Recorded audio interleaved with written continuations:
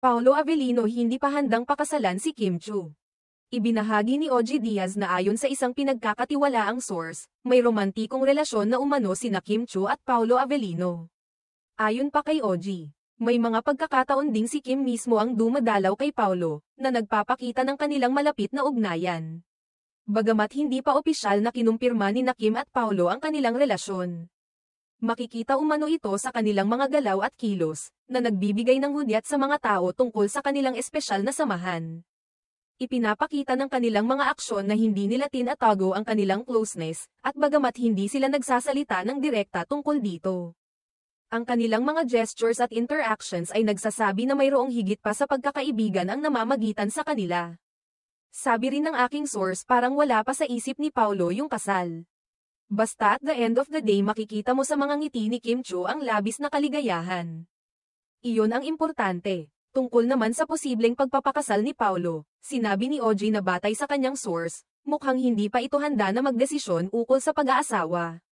Ayon sa kanya, wala pa raw sa isipan ni Paolo ang kasal sa ngayon, kaya tila hindi pa nila tinutok ang kanilang relasyon sa ganitong aspeto. Gayunpaman, binigyang diin ni OG na ang mahalaga sa ngayon ay ang kasiyahan ni Kim, na makikita raw sa mga ngiti nito. Ipinahayag ni OG na sa kabila ng mga hindi pa opisyal na pahayag mula sa dalawa, malinaw na nakikita ang saya at kaligayahan ni Kim Chu, at iyon daw ang pinakamahalaga sa lahat. Tila, para kay OG, ang kaligayahan ni Kim sa relasyon nila ni Paolo ang nagsisilbing pinakasolidong ebidensya ng kanilang ugnayan. Sa kabila ng mga usap-usapan, nagpapakita lamang ito na ang tunay na kasiyahan at contentment sa buhay ng isang tao ay hindi palaging kailangan ng mga opisyal na anunsyo o public confirmation, hindi may kakaila na ang publiko at mga fans ni Kim at Paolo ay matagal nang nagmamasid sa kanilang samahan. At kahit na may mga pagkakataon na hindi pa nila binanggit ang kanilang status, ang mga kilos at reaksyon ng dalawa ay nagsasabi na may namumuong relasyon sa pagitan nila.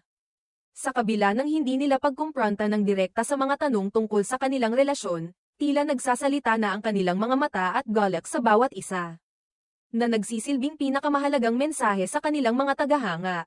Sa ngayon, ang relasyon ni na Kim at Paolo ay patuloy na pinag-uusapan.